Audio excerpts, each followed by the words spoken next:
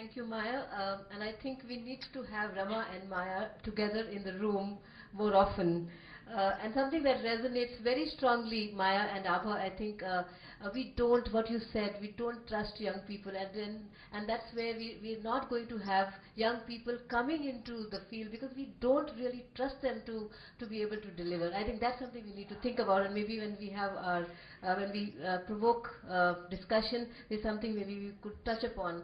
And somebody who has done it, I think, Shahin Misri, if we could have you here. I think she has done it, trusting the youth straight out of colleges, coming into teaching a profession untrained and training them and putting them to task.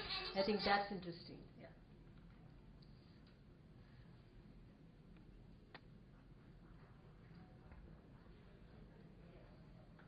Thank you so much. So, since we're talking about children, but we haven't seen a child all day, I thought I'd start with a very short video, just to provide a little bit of context.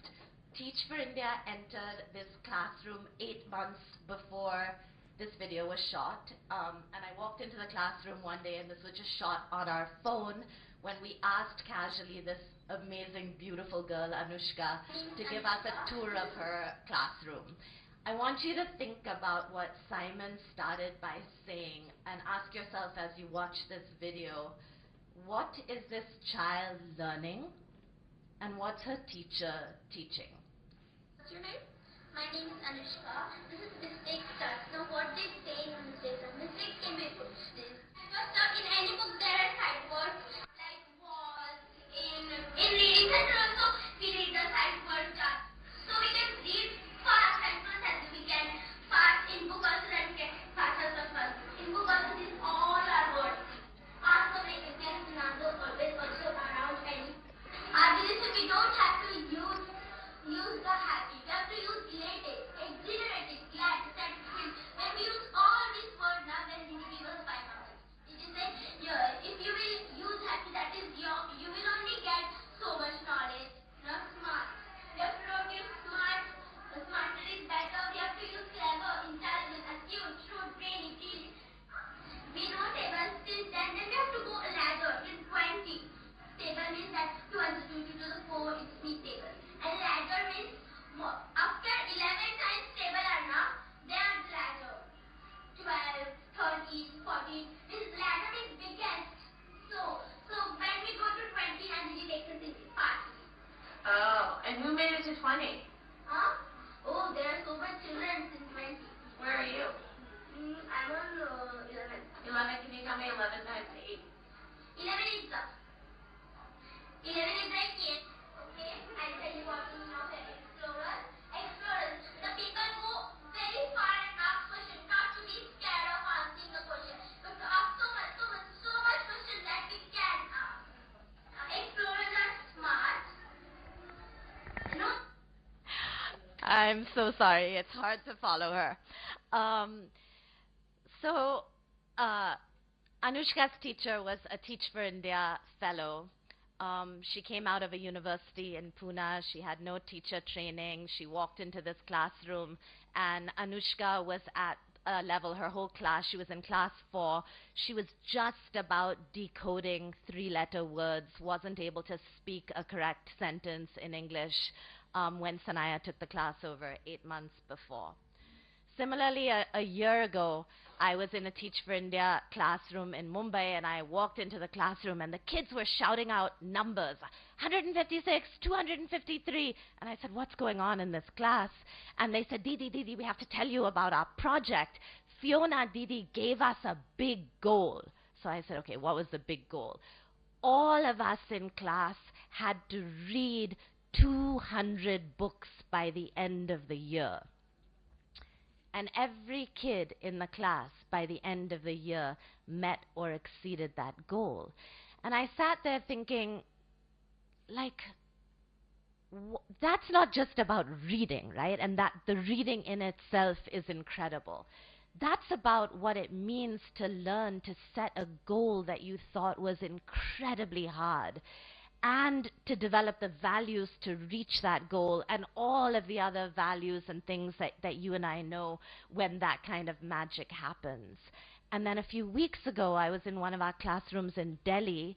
This is a third standard classroom that we took over a year and a half ago, and the kids were reading and analyzing at the highest level of Bloom's Oliver Twist. And I just sat there stunned. Like a year and a half ago, these children could not construct a sentence in English. And I said, what's going on? Like, who are these teachers? What's different about them? What's making this magic happen? And I went home and I Googled Oliver Twist, and I found out that's a 6th standard text.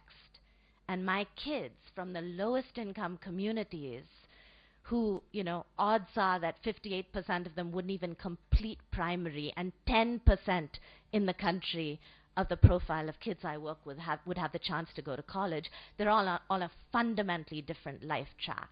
So I obsess about this sort of issue of teachers and where we find them. Let me quickly just tell you what we do. I'm so sorry, this is like impossible, this time thing. But what we do is we select the best and the brightest people across the country. We believe that they exist, and we believe that they want to teach, and we believe that it is fundamental to our country's reformation that we have to get them into classrooms. So that's the first thing we do. The second thing we do is we train them intensively while they're teaching, right? So they're handheld through the 2 years. It's 2 years of teaching, but it's 2 years of training and exposure, and they're bombarded with what it means to be a leader, and they're held to the highest expectations, and there are coaches constantly in classrooms with them, teaching them and training them and pushing them to be better. And then the last thing I'll say is that we do this, and you know, my talk really, I'm not sure, sits within the first question or the second question of the day around equity. We do this because we believe that transformational teachers are going to be the transformational leaders in the long term that are going to get us to equity. That if we really want to solve the problem in the country, it can't just be solved by teachers. It needs to be solved by a new generation of politicians and business leaders and educators. All of these people need to be excellent and need to commit to working together until the day, as the slide much earlier on in the day said, when no child gets left behind, right? When every child, and providing them with an excellent education, is truly our agenda. So we're taking baby steps. This is year 4. We just have 500 fellows right now teaching across 5 cities. But the aim is to grow that to thousands of people. And I would throw out to you in the discussion, like, what does it take to make this happen? And how would the country potentially look different if 10%, 20%, 30% of our most bright, most committed young people across the country took as their mission making this happen for every single child? Thank you.